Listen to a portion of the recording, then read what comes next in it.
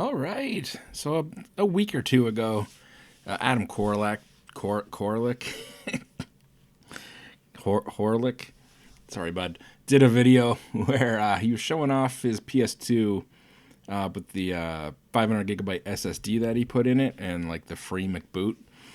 And like this is something that I've known about for a while, but I don't know. This just like resurged my interest. It kind of reminded me like how accessible this is. Like it doesn't cost a lot of money. It's not that hard to get the parts. So I guess this is kind of where we start here. I thought, I'll check on Amazon. I'll see what, how easy it is to find the parts. And it turned out to be easier than I expected.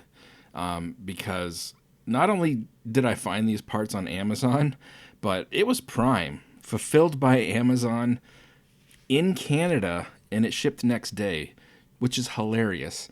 Like I ordered this in a printer at the same time, and this got here quicker than the printer. I find that funny for something that's such a like niche item and like borderline legal that Amazon sells it, and it's actually fulfilled by Amazon, shipped from Amazon Canada. It's just hilarious, and what a great time to be alive. You can just order this on Amazon and get it next day. The software that he used, which is what I used, is this like Winhiip.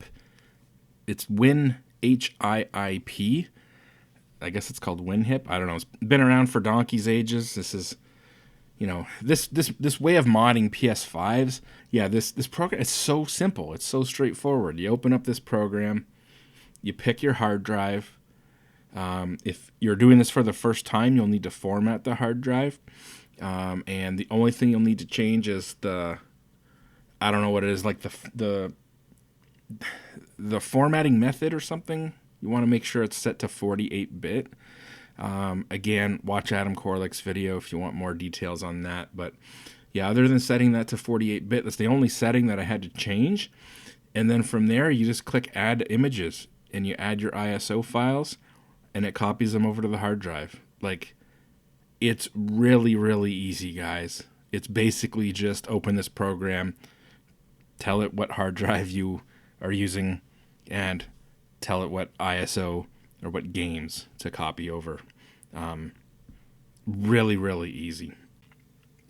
Here you can change the name, like if you want to change the file name, sorry, the name of how it's going to show up in the menu, you can do that here. I should point out the hard drive right now is plugged into like a USB external enclosure. So yeah, you'll need a way to temporarily plug the hard drive into your computer, obviously, if you've got one of those like toaster style docks, or in my case just a external enclosure. I've just temporarily put it in there. So this is a 1 terabyte Western Digital Blue, 7200 RPM hard drive. Hard drive is actually not that old. It hasn't been used a lot, so I had it kind of just lying around, so it's perfect that I get to use it. So let's see how that's gonna go. So yeah, that's gonna go on there like that. Sorry, yeah. So that's gonna go on there like that. So that's gotta connect. That's gotta connect there. Let's look at it from this side. Make sure we're lining that up properly. Yeah, so that's gonna go on there like that. And that is just going to slide right on in there.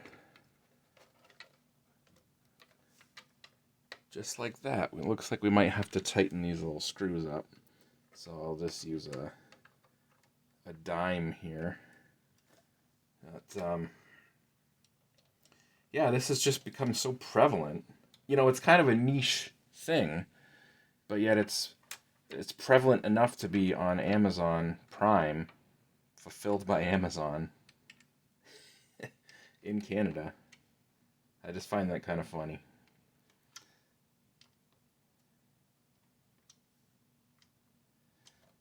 It's that easy. Like it's so simple. It's basically just put your ISOs, your image files on that hard drive, stick it in and go. It's like EverDrive levels of simplicity, and yet it's cheaper than an EverDrive, and it's more readily available than an EverDrive.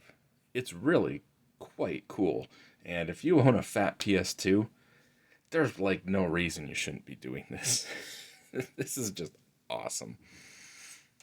Let's check this thing out, and well, I guess we'll test it, make sure it works. All this talk about how awesome it is, and yeah, I guess I don't even know if it works yet. So let's get on that.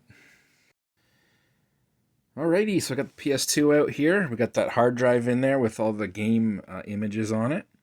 And here's where the magic happens. Like I said, it's all in the card. This is a bone stock PS2. I mean, there's no mod chip in it or anything like that. So keep that in mind. And really, as long as this is in any one of the two slots, this will work. If it's not in there, then again, it's a stock PS2. So you're not making any like permanent changes or modifications to the system. I like to just keep this in like memory card slot 2, and then I can keep, whichever one has my game saves on it in slot 1 there. And then we'll turn this on.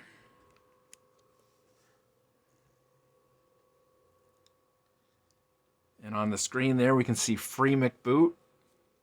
For whatever reason, it shows that logo every time it turns on now. I kind of wish it didn't do that, but it's not a big deal. So yeah, you got your browser, which is like your memory card browser like you would normally have. But of course, and system configuration, it's everything below there. So we got these different launcher programs on here. We got some emulators.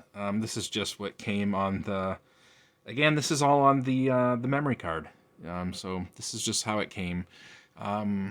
But yeah, these different loaders, this open PS2 loader, that'll play the games, or the HD loader. I typically just use this one for whatever reason. I don't know. I like the way the menu looks, I guess.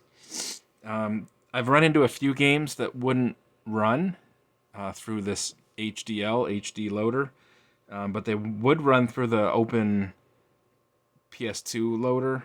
So I think there might just be the odd game that will load in one loader or the other, but for the most part, most of these games will work in here. So I've got over 100 games on here. I think there's 105 games on here, and as you can see, the hard drive's got, still has 561 gigabytes free. We got all the Silent Hill games on here, which is great. Most of these games I own, but I gotta be honest, I don't own all of these games. I don't know if you can put PS1 images. I mean, I assume you can. PS2 can play PS1 games, so why wouldn't you be able to? Anyways, if we just click on the game, that's all there is to it. Load times have definitely improved. I don't know if I would say they're like 2 or 3 times faster, depending on the game, I guess. The more complex games may still take a little bit of time to load, but definitely the load times are a lot better. I'll show that at the end of the video. I'll show like a side-by-side on a game that has like longer loading times, so you can really see the difference. But yeah, let's go to quick race here.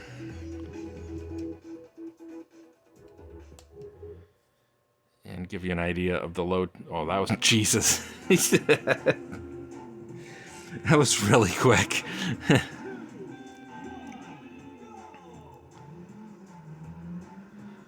And then anyways, I'm just gonna turn that off. I wanted to try this. We got a game in there. And what I'm doing is using the HD loader to rip the game to the hard drive. Put the game disc in.